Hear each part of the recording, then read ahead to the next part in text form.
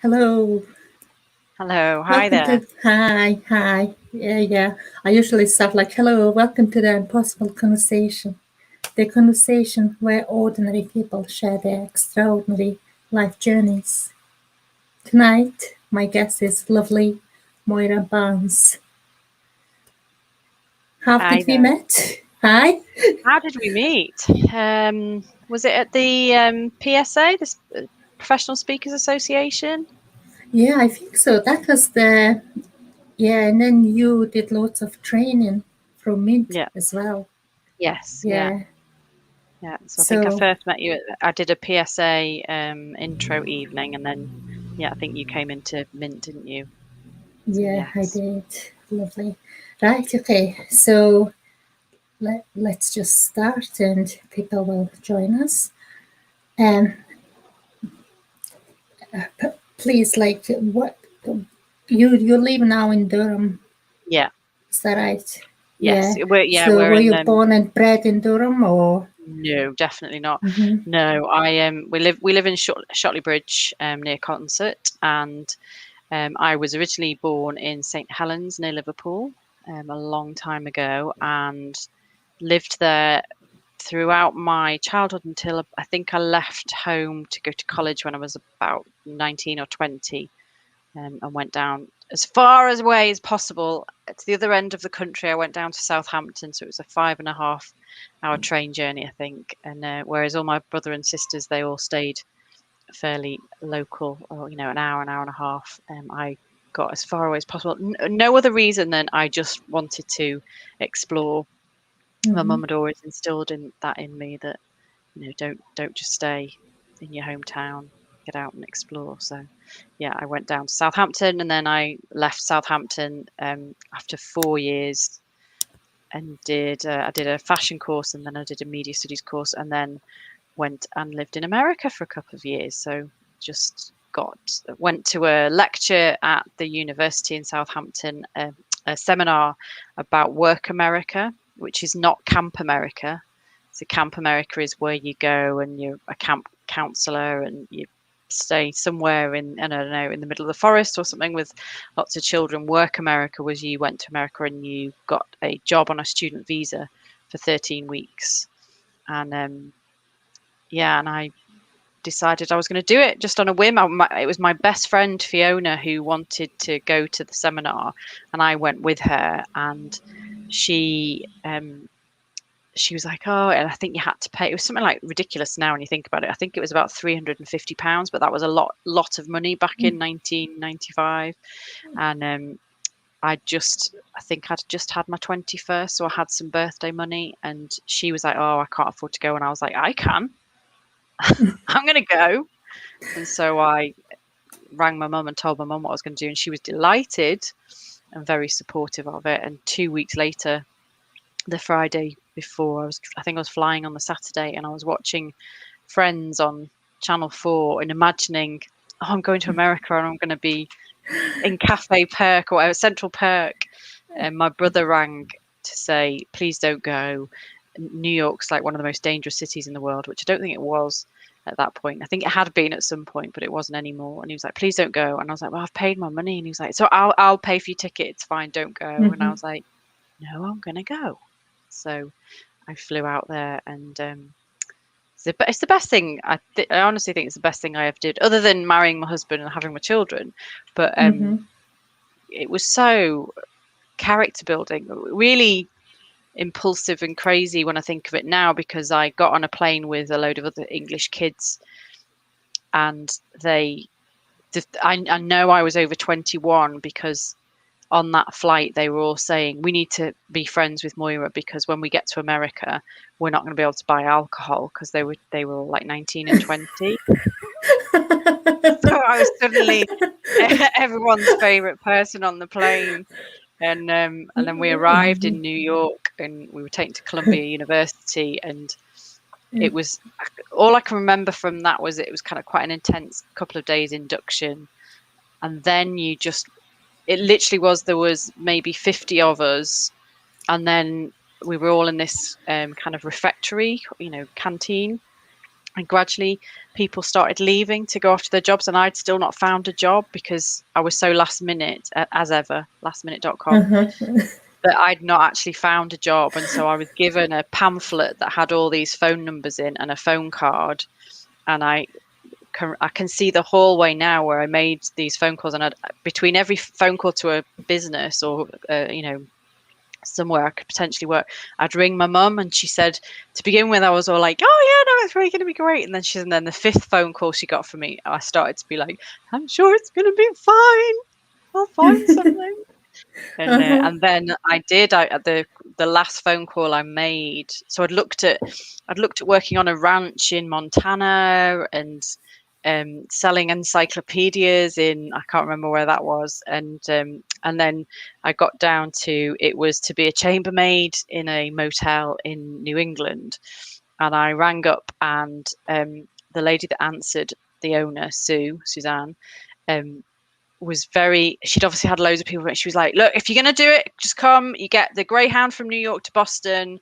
You then get another bus from Boston to a place called Newburyport. I will pick you up at 5:30, and if you're not there, I'm not going to hang around because it's my anniversary dinner and I've got to go.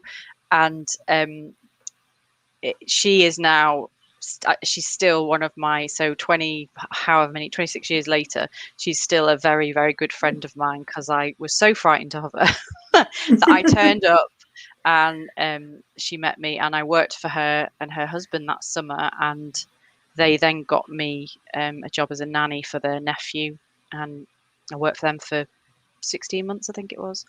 So it was fab. So really Fantastic. Great start. Yeah. And then you probably came back after 13 months. Yeah, I excuse me, I've got something in my throat.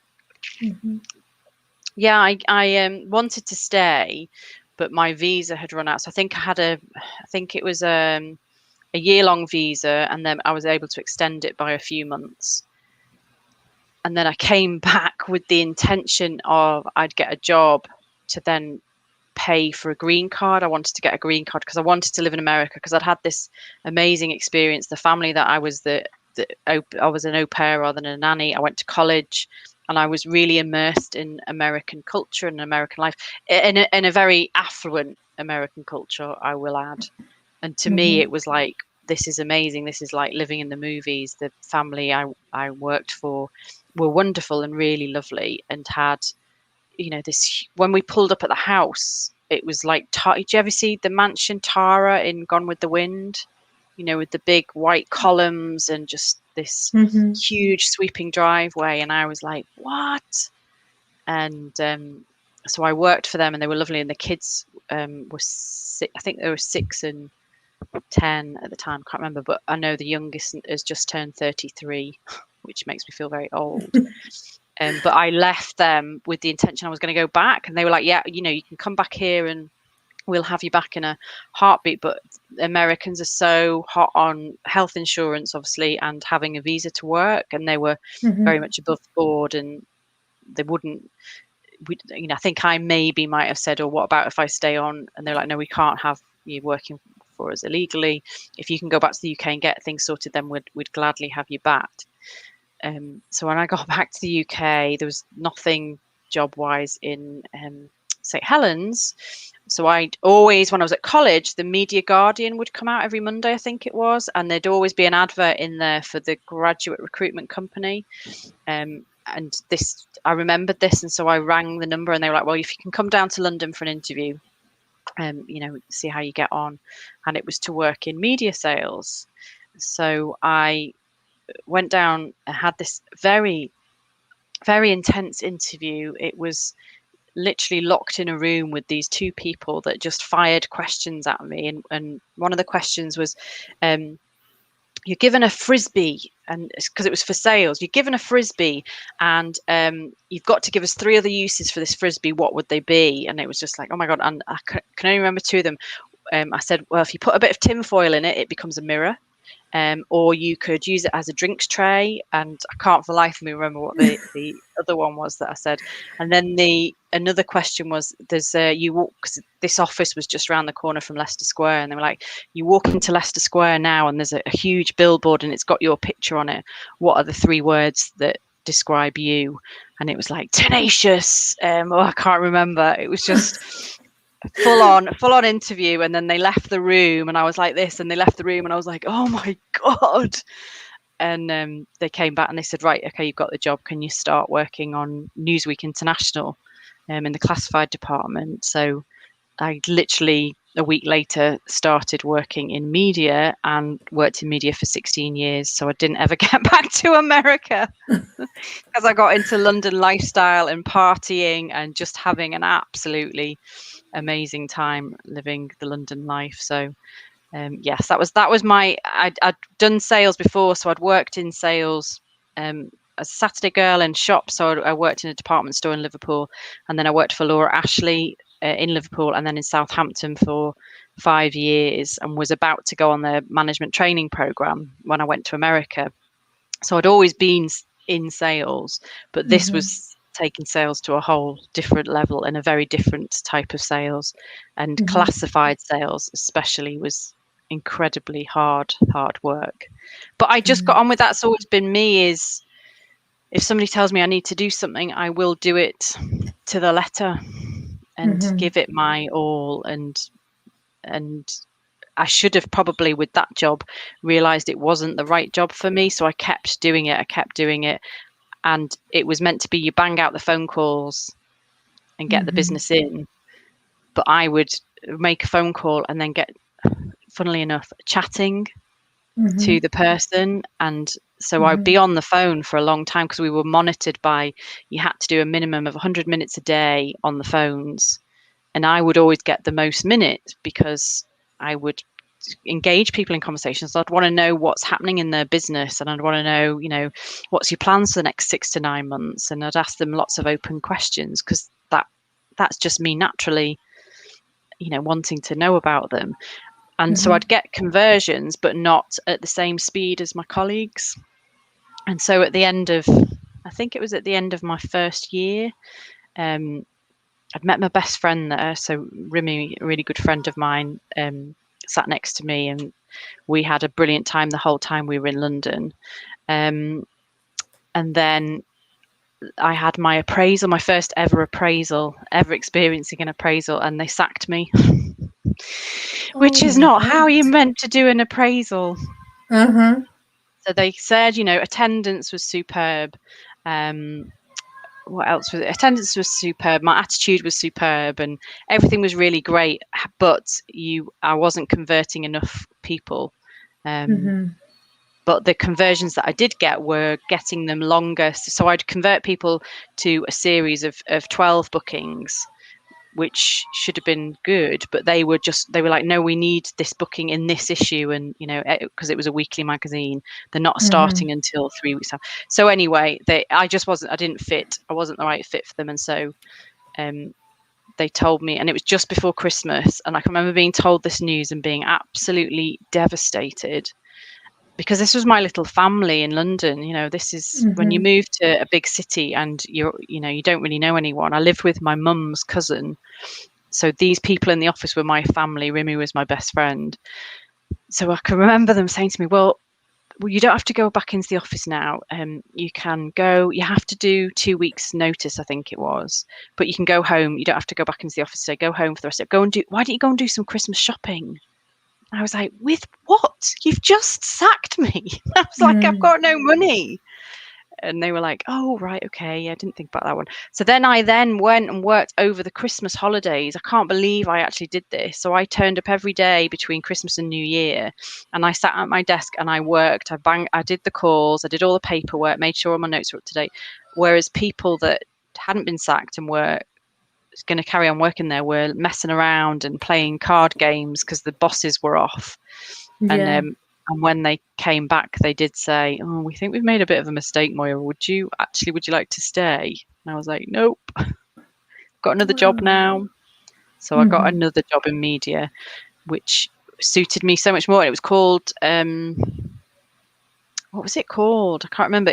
It kind of became Creative Solutions. I think it was promotions, advertising promotions, and it was a much more collaborative sell. It was much more that getting to know people and not just Yeah. getting an advert in that week's issue that was a little 3x2, and it was much more. It suited me much more, and so I did that for.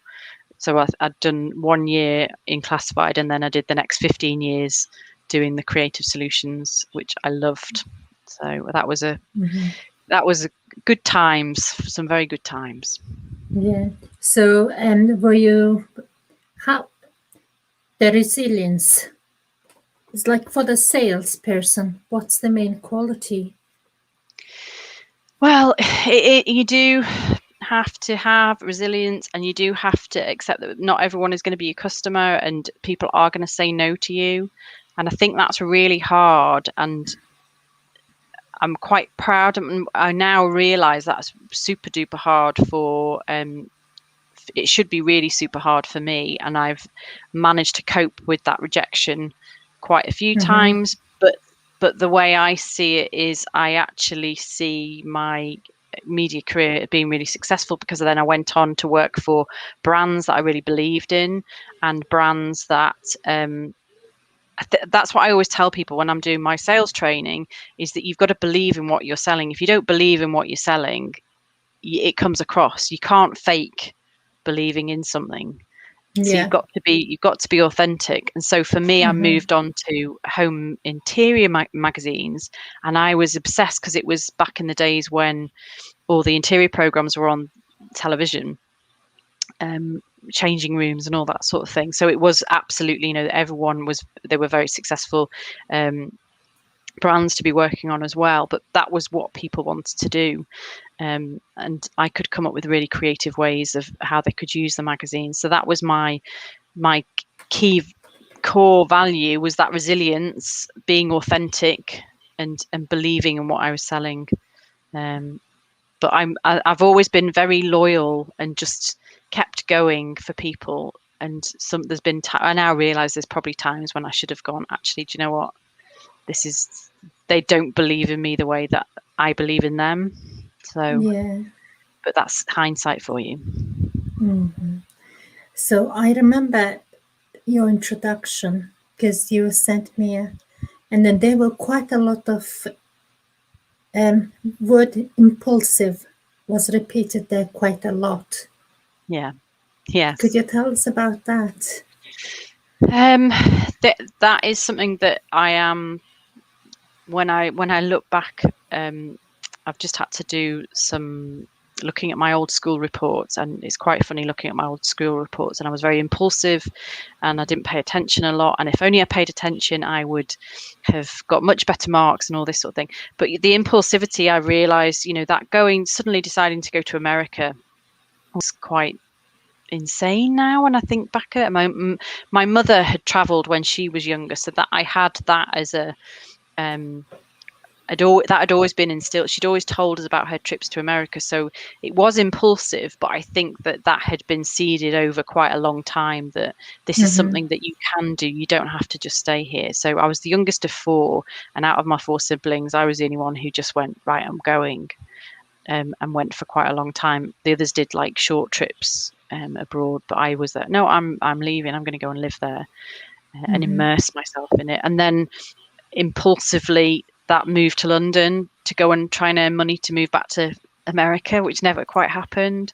And then impulsively, when it got to the point where we left London, that was very much driven by me, and totally and utterly, this was, if it went wrong, it was my fault, because I'd made the decision that we were going to leave London. Yeah. So it does come up again and again and again, and I just decided, let's do this. And actually, my husband said that's one of the reasons why he liked me, is that, and fell in love with me, is because I would always be the one to push us. Let's just go and try this. Let's do this, and let's just go on this holiday. And back before children, we could just go away on holidays and do things. Whereas he's very laid back, and he would just not coast, but he doesn't.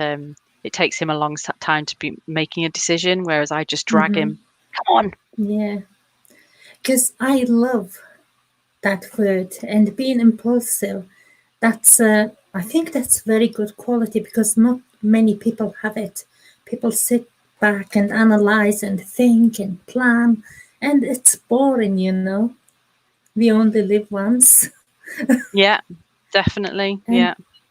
mm-hmm, And I think that's possibly some of the drive behind that, because my father died when I was a baby, so mm-hmm, I have no memory of him. Again, my mum went to Canada when she was about 28. So I mean, she wasn't young back in, it was back in the 50s, so she wasn't a really young lady.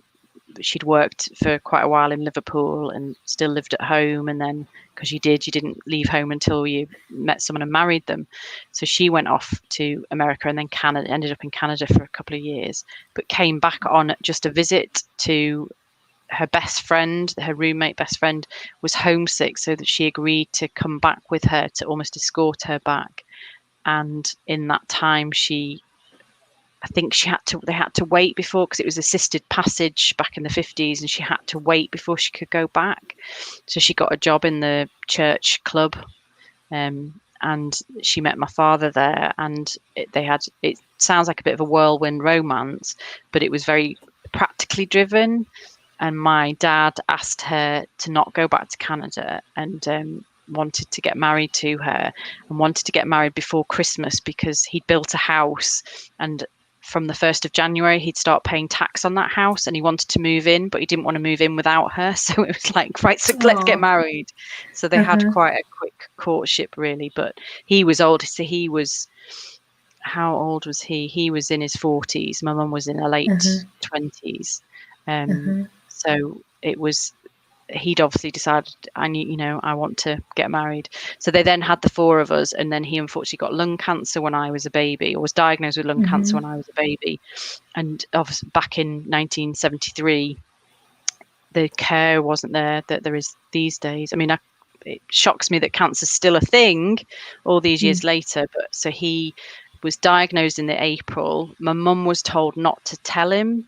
So my mum was told what the diagnosis was when he went out the room, and she was told not to tell him. Can you imagine having four babies, my elder sister was 9, so 4 young children, being told your husband's got this terminal cancer, and then he died in August, unfortunately. So mm-hmm, he saw my first birthday, but then died 2 months later. So I don't remember him. And so I think that's probably drives some of my impulsivity, that, come on, let's just get on and do it. We have only got one life. And I'm 50 next year. He was 51 when he died. So I've not got a ticking clock in me, but I do feel like I want to do things, get things mm-hmm, done.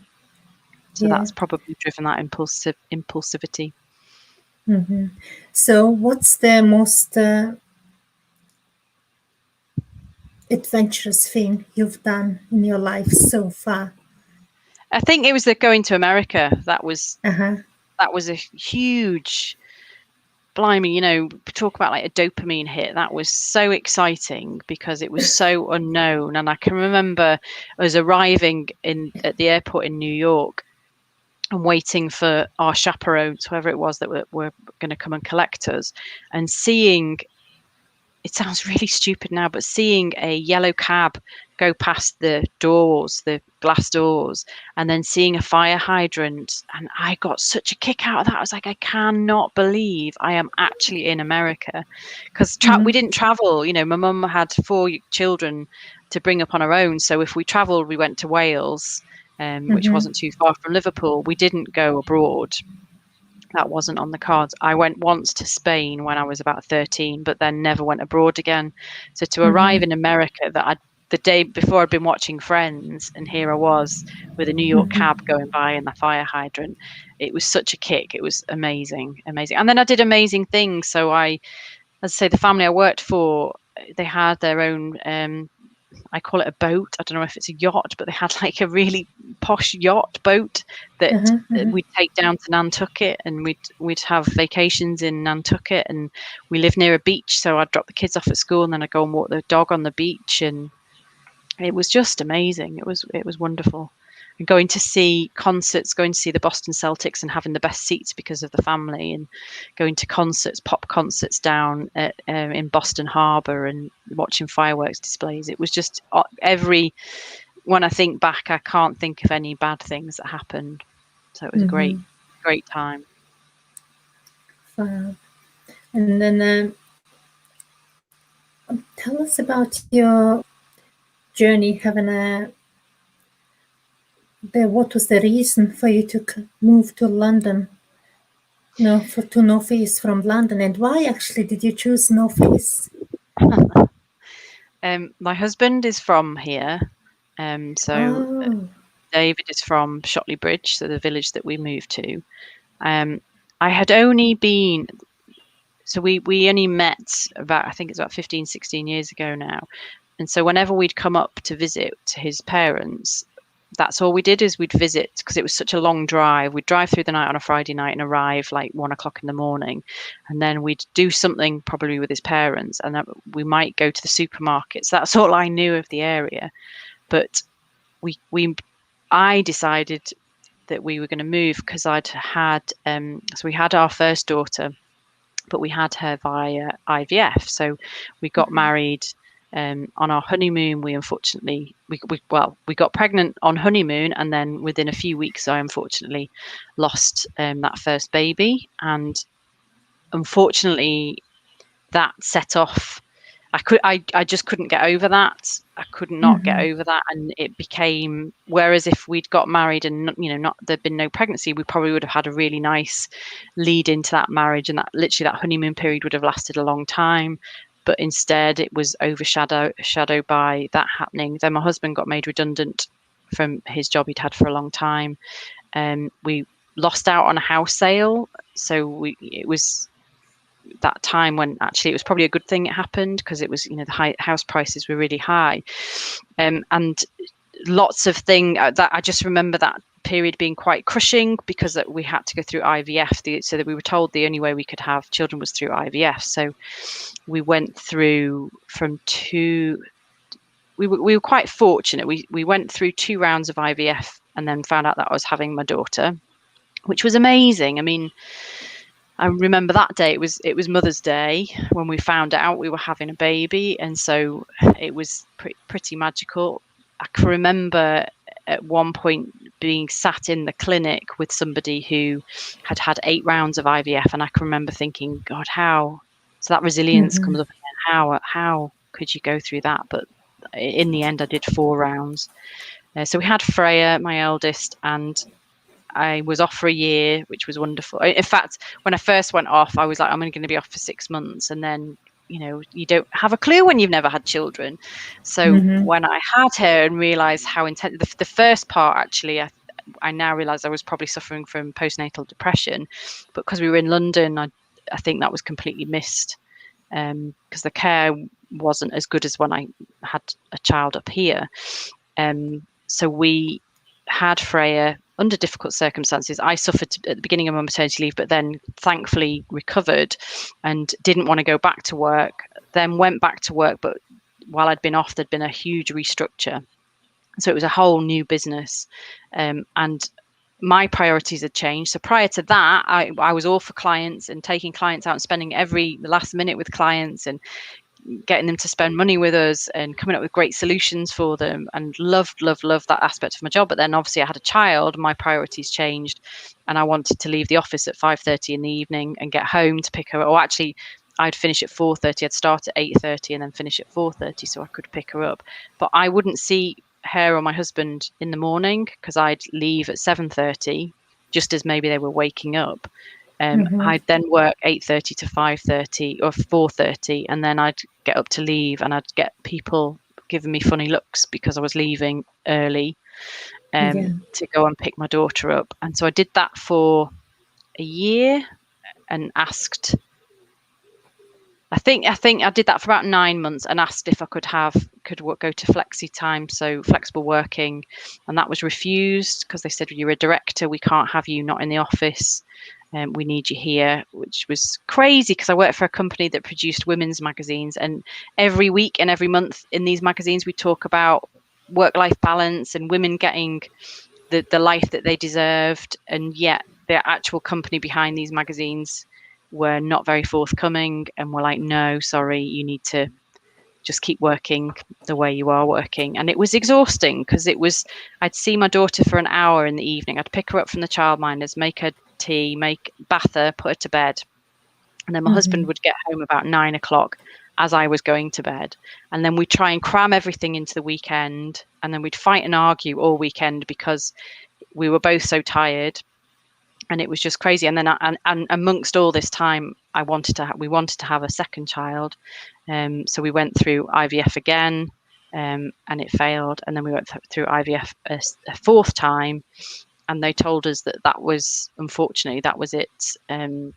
We couldn't, if we wanted to try again, I had no eggs left. I was too old because I was 30 or 40. I was 40 by this point, maybe 41, and that was it. You'd have to have donor eggs if you're going to try again, or maybe think about adopting. So I literally got off the phone from this phone call, and we'd seen the house we now live in at Christmas. I think this was in about the March.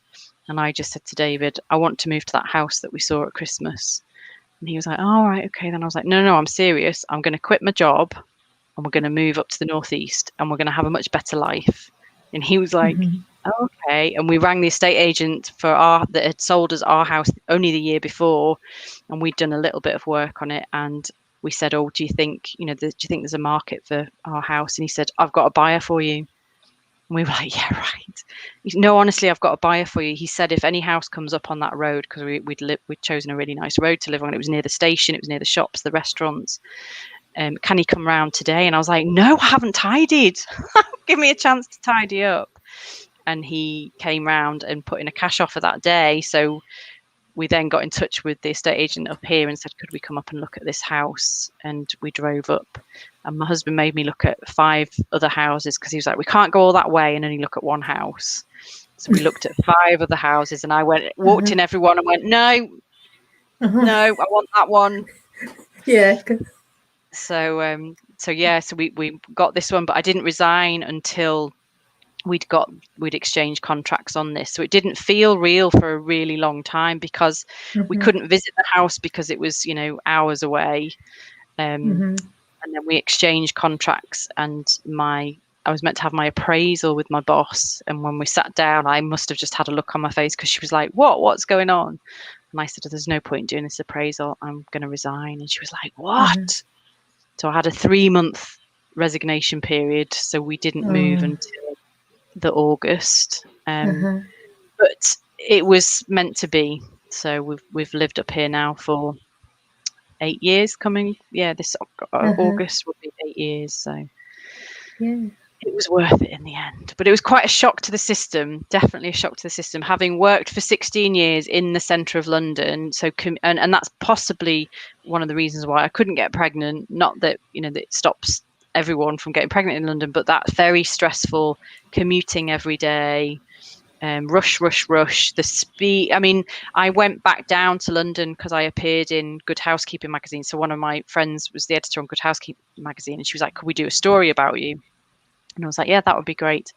So 6 weeks after we'd left, I got on the train on my own. It was great, and went down to London. And I can remember getting off at King's Cross and being in the tube station and just thinking, "Oh my God, why is everyone walking so fast? This is insane." And I was just like, I just wanted to tell everyone to slow down. This is why you're so stressed. So it was. Imagine you were one of them. I had been, yeah. I hated anyone stopping in front of me, and so it was a good thing that we left London, definitely. So, but it wasn't easy. So we left London. It was quite initially I wanted to be a stay-at-home mum because I was like, if this is the only child I'm going to have, then I want to be there for her. So I want to be a stay-at-home mum. We did then start inquiring about adoption. So we were going to adopt a child, and we were told that now we were in this adoption process that we had to be careful in bed. We were like, yeah, whatever. And they were like, no, lots of couples, scoff at this rule, but we ask you to be careful. And we were like, oh right, okay then, and just didn't think anything Why? of it. Can you not have a child and adopt same time? No, So they want, it just sounds quite because because it kind of, so as it happened, we found out at Christmas, well, the New Year, that we were pregnant again, but naturally, completely naturally. A massive shock. I bought 10 test kits because I didn't believe it. And then I can remember ringing the doctor saying, I need to have, because throughout my pregnancy with my eldest, I had drugs injected in me every day. So I was like, I can't, the only way I can hold on to a baby is if I have this injection every single day. And they were like, do you know what, Moira? You got pregnant naturally. So let's see if we can have a natural pregnancy. And I was like, oh my God. But I did. And I had my son in the September. So he was a Christmas conceived baby. And so that was amazing. That was great. But then I had him, and 5 months after I had him, I then got struck down with postnatal depression again, but it was picked up this time. And I got some help with that. And I had to find something for me to do, because by this time it had been maybe 18 months. I'd had this nice 18-month holiday from work, and the talking therapies that I talked about lots of different coping strategies, and they did say, what do you do for you? And at that time I didn't do anything for me, because it was all about my children. It was all about, I'd made this decision. So I blamed myself. I was so unhappy, but it had been my decision to leave London. It had been my decision to completely relocate to a different part of the country that I didn't know anybody in, although I've got lots of great friends now. And so I blamed myself a lot, that I should be happy because I made this decision. So why am I not happy? And they said, you're not happy because you're not doing anything for you. You've completely lost who you are. So I started a little Avon business, and that's kind of that helped me recover. So a little direct marketing business that helped me rediscover that I didn't have to talk about nappies all the time, and I could talk about beauty, which is something that I used to talk about in the magazine world. And that helped me find me again, and helped me find a whole group of new contacts and new people. So that was the start of my entrepreneurial journey, if you like. Fantastic. And then that's where your journey with Mint also started. So I met Nicola at a networking event. So she'd put on, so Nicola, who is the founder of Mint Business Club, she put on an event. It was when it was Digital Sparkles, one of her previous businesses, and by then I had a Forever Living business, and I really wanted to make it a success. So success was really important to me, because I'd been really successful with my media career and won awards, and I, as I say, I really enjoyed it until I had children, had my daughter, and then it became secondary to my priorities. But I loved it, and what I now realize I loved was the that sense of achievement, and clients being really happy with the work that me and my team produced, and I really loved that. And so I again wanted to make a success of business. So by having my home-based business, I could, that juggle between kids and work. And I started networking. So I went to this networking event that Nicola was hosting and met her, and was so enthralled by her personality and her vivacious character, and just really bubbly. And so every networking event she put on, for about 9 months, I went to every single one, and it was this similar type of people would turn up. And so I got to know people through this network, and we'd have really, cake and tea and a really good chat about business and about, anything other than nappies. So I loved that. So then when Nicola announced she was going to be launching a business club for solo business owners, so it was the Savvy Solos business club to begin with, I jumped at the chance, and I wanted to sign up. I wanted to be the first person to sign up. I think I was about the 7th.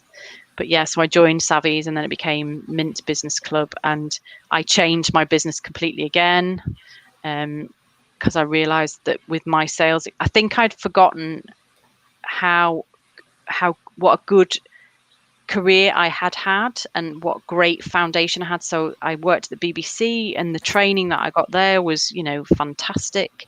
We'd have RADA Mm-hmm. actors come in and do training sessions with us. Yeah. And then at Hearst, again, great training there. So and my experience of dealing with lots of different people. So that's where my sales consultancy business came from, because I started helping friends. They'd be like, oh, I'm really struggling with this. And I'd help them to get, I didn't do the sales for them. I'm very much about empowering people to do it for themselves.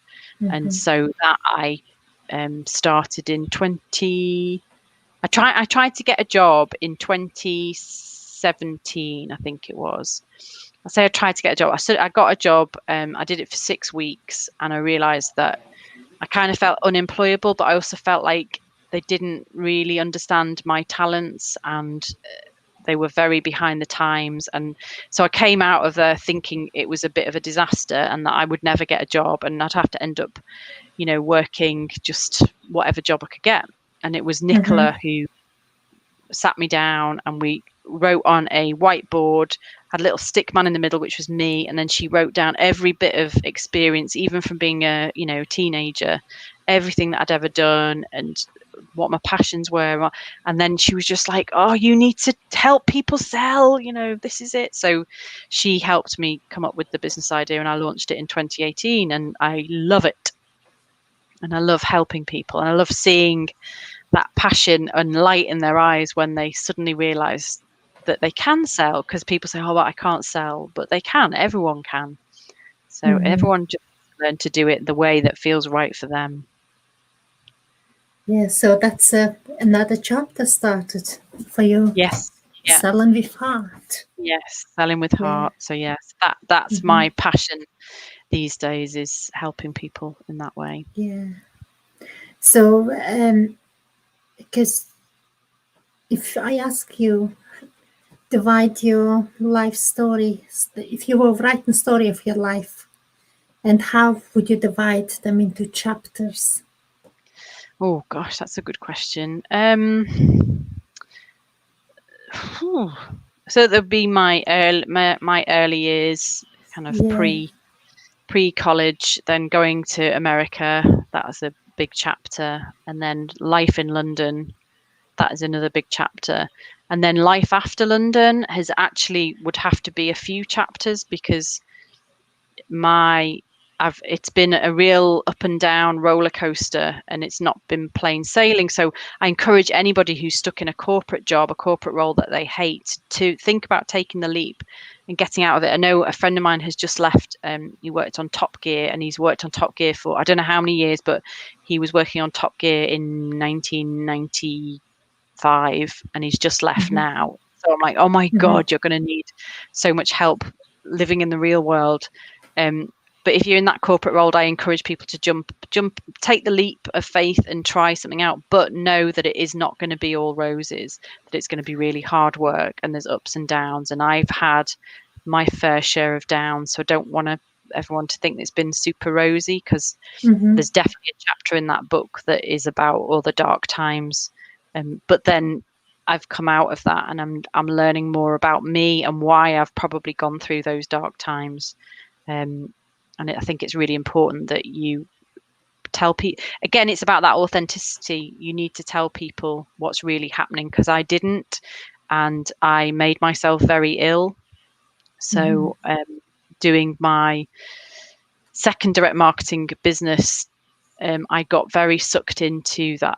It was toxic positivity, if you like. It was, you had to be positive all the time. Even if you weren't feeling positive, you had to pretend you were positive. You had to pretend that everything was going really well.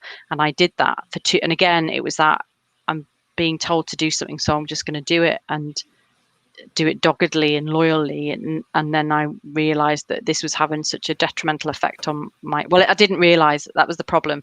I didn't realize until I had a huge breakdown, and I was trying to do too much, and I was trying to be everything, and I was trying to be smiley, happy Moira. And, people came, I ran a toddler group. So mums would get in touch with me about problems they were having with their kids, and I'd help them as much as I could, even if it was just a chat with a cup of tea and a cake. I had a part-time job in an estate agent. I was a governor at the local school, and I was doing this business and just trying to be too many things for too many people, and eventually cracked. Literally feel like I cracked. And I'm thankful. I'm not thankful that happened. It's a shame that happened, but I'm thankful it happened now, in the sense I got a lot of help. So I got a really great therapist that I worked with, and I worked through a lot of things. And that was a few years ago now. But then this year, I'm now discovering that probably one of the reasons that happened is because my brain works differently to other people. So that's the latest chapter I'm working on at the moment. So that's still being written, that chapter at the moment. Right. So what were the warning signs? What sorry? What was the warning signs? What were the warning signs? How can people prevent it? I definitely would, hope people can, because I got to a point where I didn't want to be here anymore, and that was I actually knew about 6 weeks before that I didn't feel right. And I can remember one day just sitting on the sofa in my living room, my husband and I watching TV, and something made me get up and leave the room. And I left the room, and I just can remember being stood in the hall feeling, I don't feel right. So I went back into the living room and said to my husband, I just want you to know, I don't feel right at the moment. I'm really unhappy. Not with us. I just feel really sad and really unhappy. And he was a bit like, okay, but that's very much my character. I'm up, I'm down, I'm up and down. So he probably just thought, okay, and he's busy with his life. And 6 weeks later, he works away, or did pre-COVID, for a few days, once every 3 weeks. And I think I just cracked. So looking after 2 young children, trying to do all these other things, I was exhausted. And I think I wish I'd realised that when I said that to my husband, I wish I'd realised at that point that I should work with that and get some help. But it just then played in my head, and it was kind of a voice in my head. There was something in my head telling me that I was no good at anything, that I was rubbish at everything. So it kind of discounted my entire life of success, was forgotten about. And in my head, I just had this continuous track playing in my head that I was a rubbish mum, that I was a rubbish wife, that I was a rubbish sister, I was a rubbish daughter, I was a rubbish friend. And it was just constant to the point where, because I was letting people down, because I was double booking myself and things weren't going to plan. And so this, I guess, reinvigorated that voice. This voice was like, see, you're rubbish. So it got to a point where I literally did crack. And then thankfully I told my husband that I couldn't go on anymore, that was it. And then I got help. So that was the good thing that came from that, is that I did because we are so conditioned, when somebody asks us, are we okay, we're so conditioned to say, yes, I'm fine. Oh yes, I'm great. And it is, it's becoming more commonplace now. We're getting it more out there and spoken about. It is really important. If you're not feeling good, if somebody says to you, how are you, how are you, you've got to be honest and say, I'm not great actually, and not be afraid of the consequence, because that person might say, do you know what, I feel rubbish as well, or, oh really, okay, do you want, can we talk, is there anything I can do to help? As humans, we want to help each other. That is human nature. So we've got to learn to not, we've got to teach children in schools emotional intelligence. That's the important thing, is that we've got to tell children that their feelings and their emotions are valid, and that they can talk about them, and they don't have to man up, but they need to tell people what they're really thinking. So yeah, absolutely, that's emotional intelligence. Very, very important. Definitely. Yeah. So so that's that chapter. But then I'm now discovering that I'm neurodiverse, and so I'm in the process of getting an ADHD diagnosis. But this highlights many things that have happened in all these chapters of this book. So I mean, if it is a book, it is that conclusion at the end, that all this impulsivity that's happened over the years, my lack of attention in school, which I'd forgotten about. I'd completely forgotten about. And then I got my school reports out from kind of the 1980s, and I've gone through my school reports. And in the first couple of years of senior school, it was all, yeah, Moira's great, fantastic. And then I get to about 13, and I don't pay attention. I don't read questions properly. The level of work is, when I've done exams, they've been really surprised at how poor I've done. And now I realise why. It's because I've got this inner hyperactive. So I'm not hyperactive externally. It's an inner hyperactiveness. It's in my brain that means I lose concentration, and I'm learning to fall in love with my ADHD brain. So that's the work I'm doing at the moment. Okay, it's very interesting, because not many people get checked that fast. Is that right? The NHS list, waiting list, and everything. Yeah. So I only started. A friend of mine, she was diagnosed last year, and it kind of all the things, the jigsaw started coming together. And so I asked my doctor, my GP, could I be referred in April? And I've only just got that referral seen by the psychiatrist that I'm going to go to. But my appointment for my actual diagnosis is not going to be until December. So this is not an official diagnosis, but in my head, there's been so many signals over the years, that red flags that weren't identified. So when I was a child in the 80s, if ADD, as it was then, they didn't have the H in it. ADD was naughty little boys, 6-year-old boys that were jumping around the classroom. It was not girls. And that they're realizing now, there's a lot of women who in their 40s are being diagnosed now, because of it's linked to our hormones, linked to that estrogen drop off that happens for women in their 40s. And that, up until now, I've been coping. I've got so many coping mechanisms. I'm really strict with my diary and putting things in my diary. If I don't put things in my diary, I will forget. And so I was asked a question today, what's your most important app? And it is my diary, my calendar. So for years I've managed myself and masked all of this that's been going on in my head. And now, as I've gone into my 40s, as I've gone into that perimenopausal stage of my life, I'm not able to cope as well, because of that drop in estrogen. And estrogen promotes the dopamine, that's what's missing from my brain, and that's what I crave. So it's it's not as recognized in girls as it should be. And again, that's something that I hope is changing. And so I'm getting involved with the local school to try and work with them on that as well, because I think it's really important.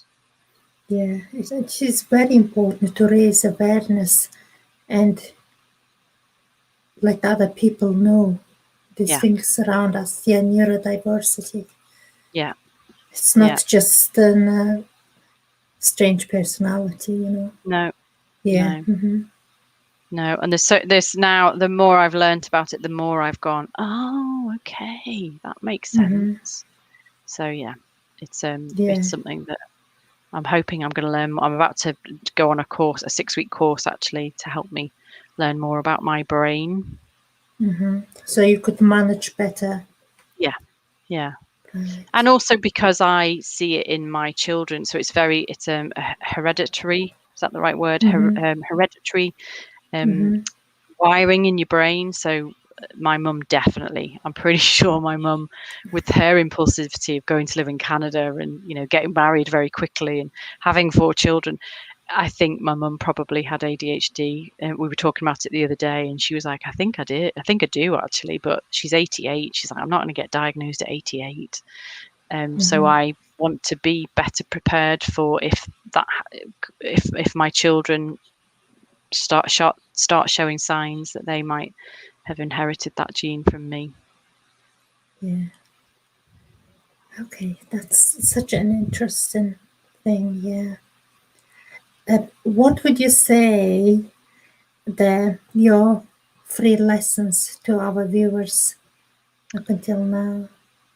I think it's definitely, I mean, maybe not be as impulsive as me, but I think there's benefits to being impulsive and making the most of your life, because we only have one life, and we've got to live it to our best, and we don't know when our life is going to end. So go out there and, give up that corporate job that makes you miserable every day and go and find something else to do, because there is something else out there.